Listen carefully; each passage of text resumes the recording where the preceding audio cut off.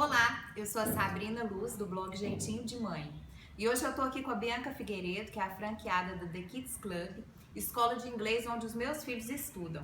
Por que eu tô aqui com ela? Porque muita gente pergunta pra mim várias coisas a respeito do inglês e eu não sou a pessoa mais apropriada para responder, então eu trouxe a Bianca. Então vamos lá. Vamos lá. Bianca, toda vez que eu posto alguma coisa referente aos meus filhos fazendo inglês, sempre me perguntam sobre a idade adequada para começar a fazer o inglês. Que o Igor começou, ele tinha 2 anos e 7 meses. E aí, aprende alguma coisa? Bom, na verdade, a gente sempre quando tem questionamentos nesse aspecto, a gente sempre diz que desde que a mulher está grávida, já é momento de introduzir outra língua além da sua língua materna, que no nosso caso é o português. Ou seja, quanto antes, melhor. No Brasil é determinado por convenção que as crianças devem ter um ensino formal de outro idioma a partir dos 2 anos. Mas quando isso é feito em acompanhamento com especialistas e com a proposta que o pai tem em relação ao benefício que isso traz desde cedo, antes mesmo da criança aprender a falar, já é momento de iniciar a introdução de outro idioma. E essa captação da outra língua na cabecinha da criança, ela não é confusa? Tipo, de repente a minha mãe é mãe, de repente a minha mãe é mami. Como é que é isso? Como qualquer aquisição de nova língua, independente se for o inglês ou se for outro idioma, o organismo humano, desde que a criança nasce, ele está pronto e preparado para receber mais de um idioma de acordo com o estímulo. Interessante. Então, assim, obviamente que quando a criança está tendo o primeiro contato com uma segunda língua e ele já sabe falar a própria língua, de vez em quando você vai perguntar, que cor é essa? E a criança fala blue, não significa que ele está confundindo. Já aconteceu lá em casa. Exatamente, isso não é confusão. Parece alguma coisa assim tão natural, né? Eles natural. Começam a aprender de uma forma tão natural que aquilo sai blue. Exatamente. O que acontece é que, na verdade, na primeira infância, eles não distinguem especificamente que aquilo dali é um erro. Para ele não está cometendo erro algum. Ele está respondendo. Ele está respondendo, exatamente.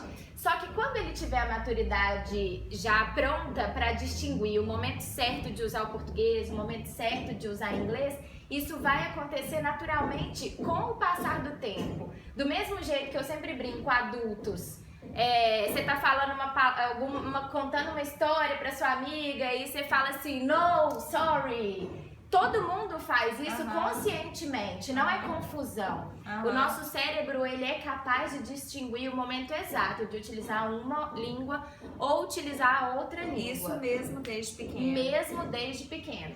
É claro que quando a gente tem isso fora de casa, a gente depara com situações muito corriqueiramente nesse sentido, tipo, a criança despede da mãe, tchau mãe, e olha para a professora e diz, hello teacher. Isso eles conseguem fazer com uma facilidade imensa, porque eles dissociam isso.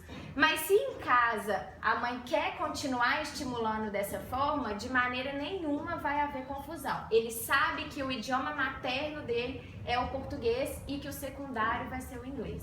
Eu comecei a fazer inglês na escola, na 5ª série, com o verbo to be. Gente, eu tenho trauma de inglês, Bianca, eu acho que eu já falei isso com você e eu juro, eu tenho vergonha de falar para os outros que para mim o analfabeto de hoje é aquele que não sabe falar inglês, né? E eu não falo inglês, eu tenho um bloqueio, eu tenho uma coisa que me impede, às vezes eu entendo o que a pessoa está falando comigo, mas eu tenho uma trava em falar porque eu acho que eu vou estar pronunciando errado, eu tenho vergonha. Isso é extremamente comum quando a gente começa a ter contato com outro idioma depois dessa fase da infância.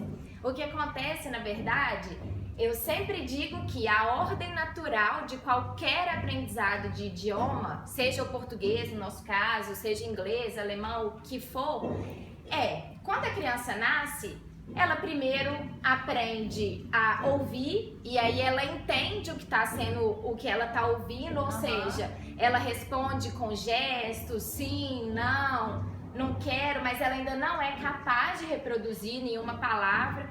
Com o passar do tempo, ela consegue ir balbuciando uma sílaba com a outra, depois ela consegue pronunciar a palavra, e depois ela vai formando frases até ter capacidade de se comunicar. E quando a gente vem aprender isso depois de grande, isso já vem de uma forma que você tem que sair falando, né? Tipo, você não teve esse processo, você não teve, né? A gramática, por exemplo, quando você diz que já chega num cursinho verb to be, a gente não nasce aprendendo gramática. Primeiro a gente aprende a falar, depois a gente vai alfabetizar e a gente vai aprender a escrever, a gente vai aprender a ler.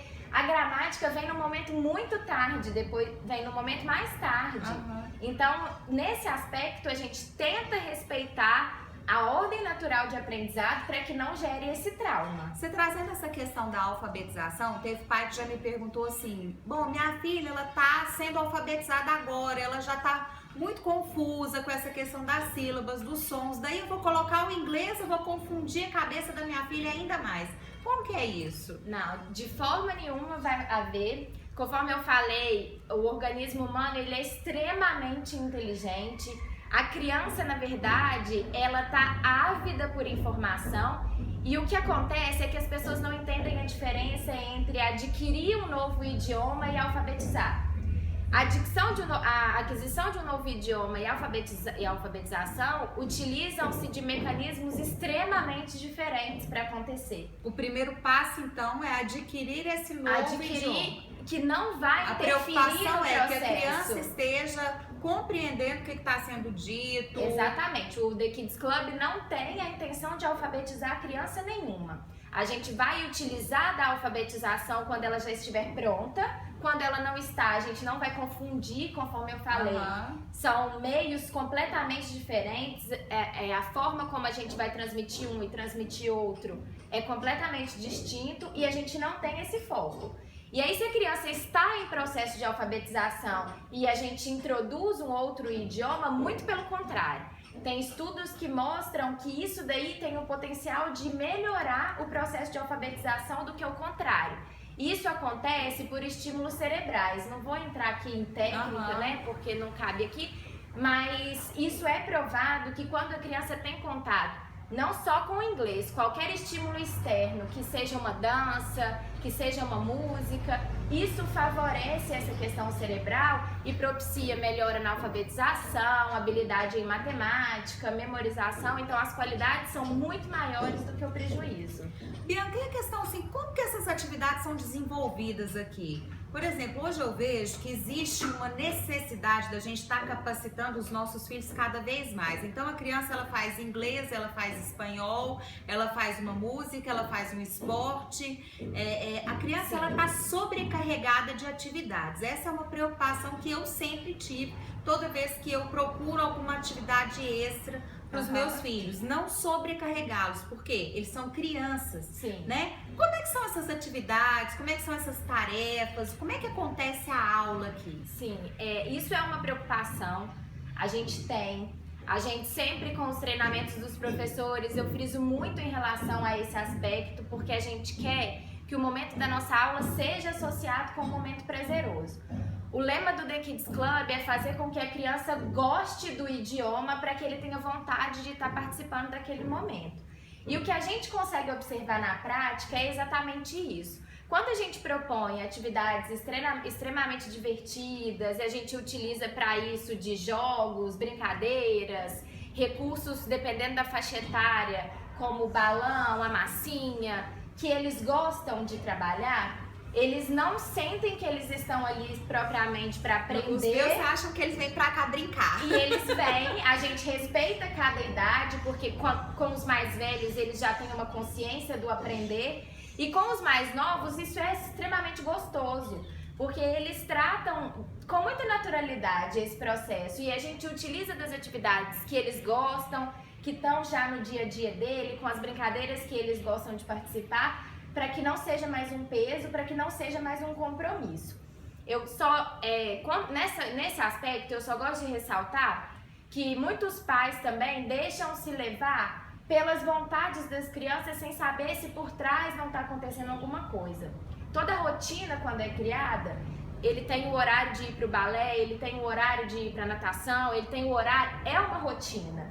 E a preocupação que a gente tem que ver é se a quantidade realmente de atividade não tá demais, porque cada criança responde de uma forma, mas entender principalmente por que meu filho tem que fazer inglês.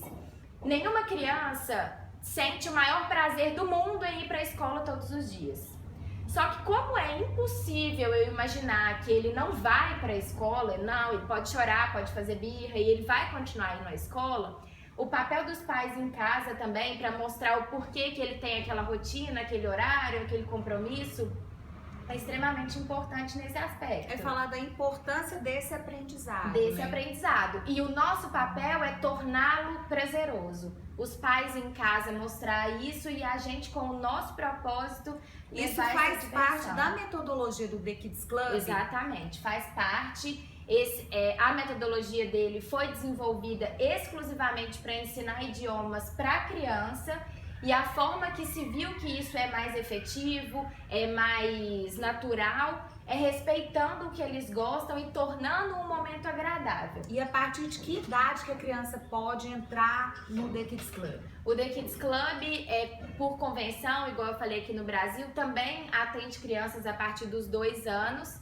E essa criança termina o nosso curso com 10 ou com 12, dependendo da idade que ela entra. Como é que ela entra e como é que ela sai? A criança de 2 anos, ela já tem que estar falando? Porque a gente sabe que tem aí um tempo, né, Ela tem que saber falar e se expressar, pelo menos, ou não? Mesmo antes de... já é legal? Como é que funciona? A criança não precisa saber falar para começar.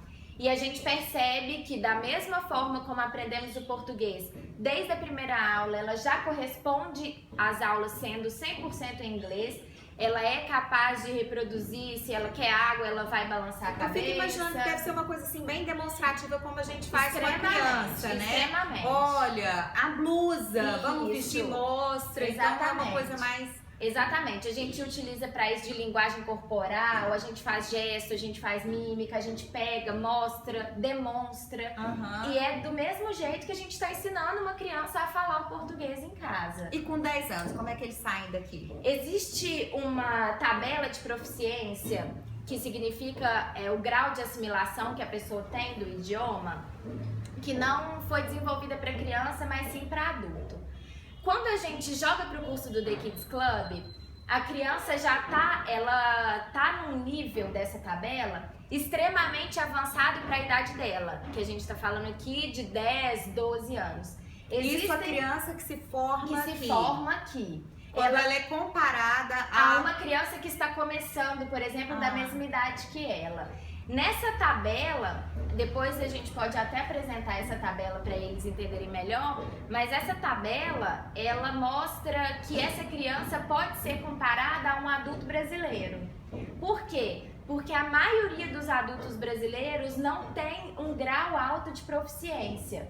A fluência do idioma é muito difícil de ser vista aqui no Brasil por parte dos adultos, exatamente porque a maioria deles começa já numa fase tardia. Meu caso! Exatamente.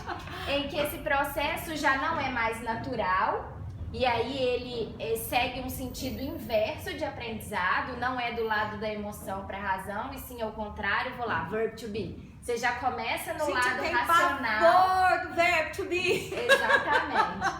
E é isso que acontece. Então as crianças, elas saem com uma capacidade extremamente tranquila de fazer uma viagem e conseguir se virar sozinha. Não morre de fome. Não morre de fome.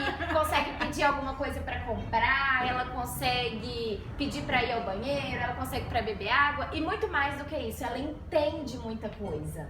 Ela não necessariamente vai ter a capacidade de comunicação oral perfeita. Ela vai responder sim, mas isso daí ela precisa de dar continuidade. Porém, o cérebro dela vai estar totalmente adaptado àquele tipo de som, aquele tanto para ouvir quanto para falar, né? Que a minha dificuldade maior, como eu não tive essa coisa do treino, né? Isso pra mim não é natural, eu me travo na hora de falar qualquer coisa, eu já penso, gente, olha, eu não sei, posso estar falando errado. Exato. Lê aqui como é que é. A pronúncia, isso é outro ponto extremamente importante que você tocou.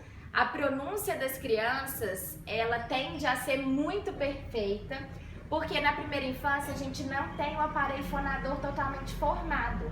E aí quando a gente ouve um som, a criança consegue reproduzir exatamente o som que ela está ouvindo. Olha que bonitinho. E com isso ela vai formando o aparelho fonador capaz de reproduzir aquilo perfeito. Então a criança